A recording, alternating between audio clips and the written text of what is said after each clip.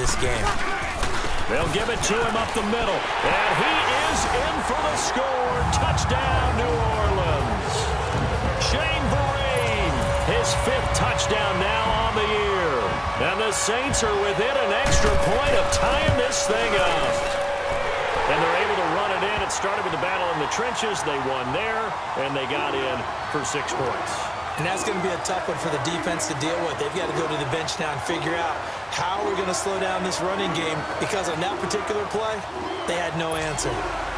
So all square here in this 3rd quarter as the kick's away. This fielded at the 2. Now a hit and a loose football. So a teammate picking him up there, that was nearly disaster.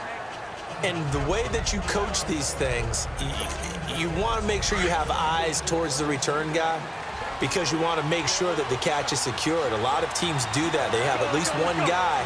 Okay, you're responsible for making sure he secures the catch. He's not always the one. And down he goes. They bring down Wentz on the sack. Cliff Averill in there to sack him for a loss of 6. Well, they were coming out of the 4-3 defensively. Pressure coming off that right side from the DM. And that's the blind side of most quarterbacks. If you're right-handed, that's the side you don't see quite as well. And that's why you rely on your left tackle, maybe your highest-paid offensive lineman, to take care of you. In this situation, that didn't happen. They get 11 back on that one. It leads to 3rd down.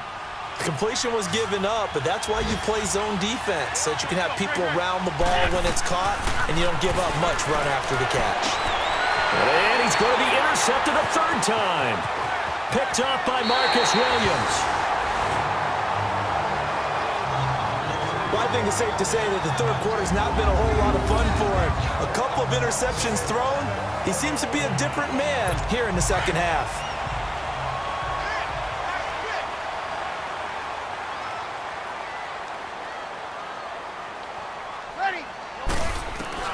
So after the INT, it's Breeze.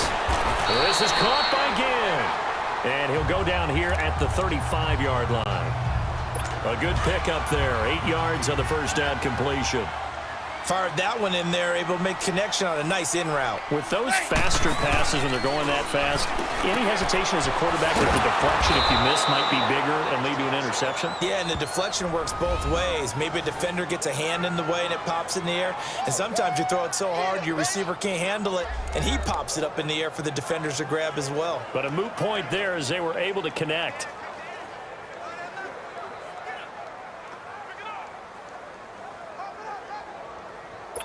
The last completion actually lost a yard, so now they'll need to convert on 3rd down. Ready? You waiting? Working from the gun, it's Breeze.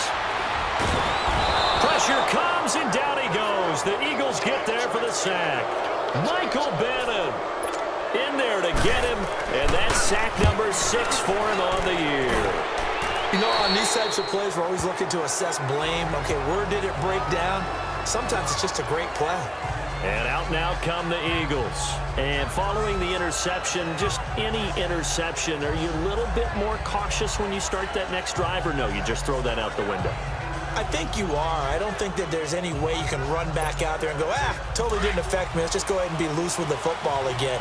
You're going to take care of it, but you have to be careful about being too cautious, because now you can't run any offense at all. Still want to attack. We'll see how they attack him here. He's going to flip one out here to his running back. Nothing on that one. It'll be 2nd down. They couldn't get anything going there out on the right side in the flat of the swing pass. And didn't we have a discussion with their staff about wanting to get the backs more involved in the passing game? Huge emphasis for this game, but obviously the defense had other plans and really made a nice play. Had the completed pass, but for no gain, stopped right at the line, so it's 2nd and 10. Throwing is Wentz, buying time to his left. And he'll go down, and that will do it for the 3rd quarter of action.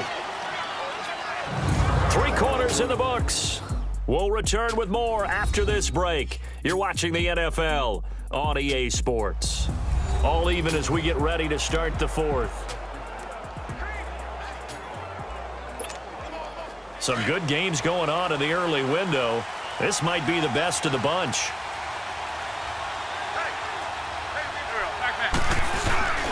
They go play action here on first down. And he's going to have to eat this one as down he goes. Cameron Jordan in there to get him, and that's sack number 8 for him on the year. And plays like that really hurt play calling. They had a really nice gain on the previous play, but gave about half the yardage back on the sack. Excellent pressure up front. Nowhere to go with the football. Down he goes. Now he'll escape to his right. And he's able to take this one up to the 35-yard line. He'll end up getting 5 out of that, but now they're looking at third down. So many times we talk about having good eye discipline when you're playing defense, making sure your eyes are in the proper place on a given play. Looks like that discipline came to the front there, didn't it? They were able to hold him for a short gain when he took off running. And they'll get this well past midfield before being stopped just before the 35. Well, even after all those interceptions, he's not deterred, still confident to go deep at work there. I think all the old rules about playing that position still apply. If things go wrong, you still act like you're the best player out on the field. You still carry that supreme arrogance with you and continue to fire the ball. And this is going to be intercepted. Picked off by the linebacker, Demario Davis. The 30, past the 20, and he'll score. Touchdown, New Orleans. In a tie game, fourth quarter, that's about as big of a defensive play as you can possibly make. And it didn't happen by accident. That was scouting right there. They've seen things that have happened before. They knew in certain situations the type of plays they like to run, read it, and were able to go after the football, get it, and take it into the end zone for a touchdown for themselves. This is taken at his 4. Oh, spinning away. And not a bad return. Here he gets it out to the 25-yard line. Here's the Philadelphia offensive unit now as they head out to take over possession. And last time, decent field position through the pick 6. Obviously costly. But they can't afford to just bunker in now. And he can't get rid of it. He's taken down. Demario Davis in there to pick up his second sack now of the afternoon. Brandon, if I'm an offensive coordinator and I see an all-out rush like that, I file it away because I'm going to use their aggressiveness against them as this game goes on. I'm going to hit them with a screen soon. So after the sack, they'll come up on a still manageable 2nd and 13. From the gun, it's Wentz. Stepping up, he's going to keep it. And he'll get it up to the 33-yard line. A nice job of eluding the pressure there, scrambling for 11.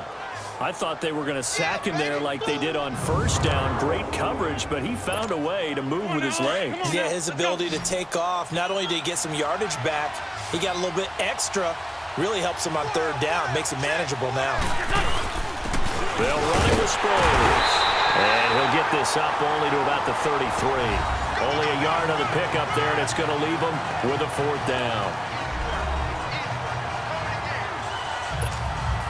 The Eagles send out their punter now.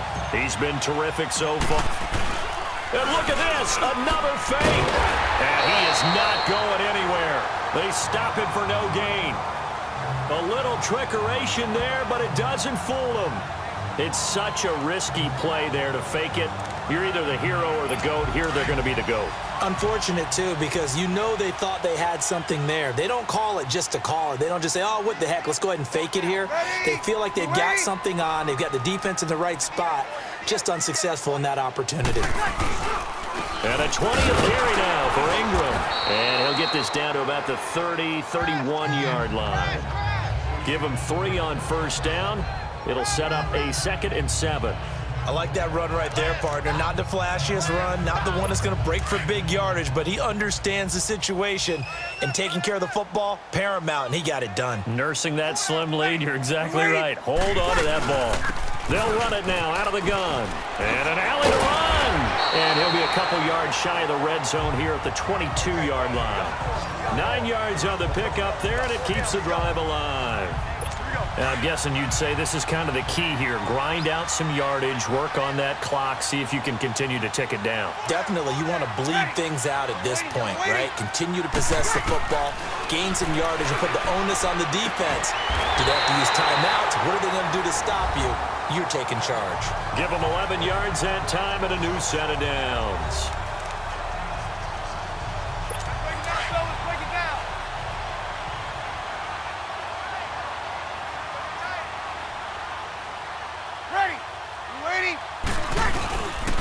Now a handoff to Ingram. And he'll get this one down to about the 10-yard line.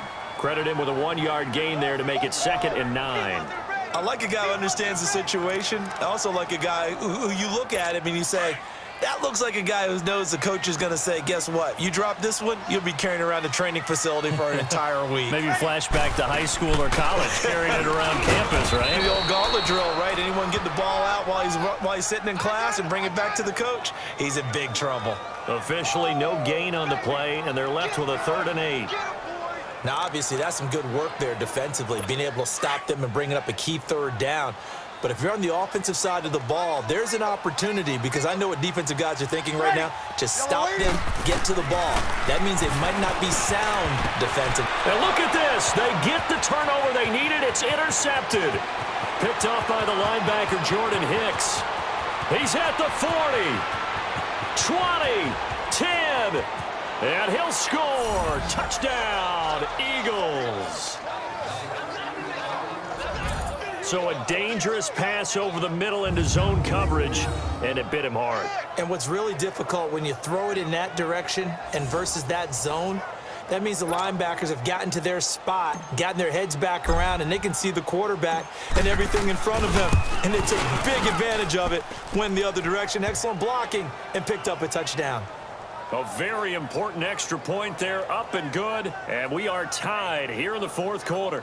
A heck of a play there defensively, getting the interception, navigating his way into the end zone for the touchdown.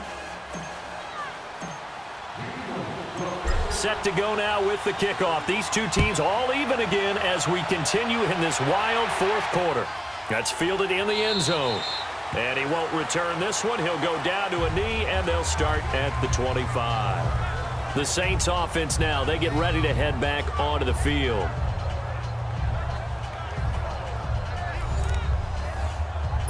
So Bree's going to lead the Saints up here, 1st and 10 at their own 25-yard line.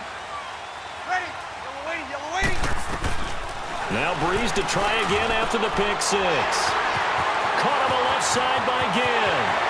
He's at the 30. Touchdown, New Orleans.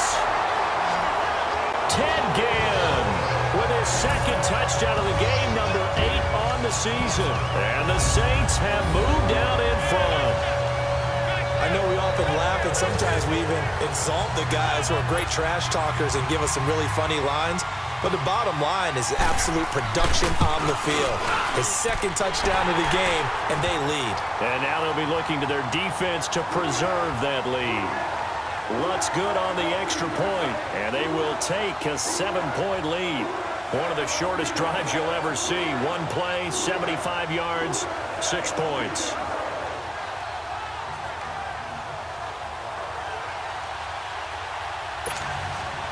More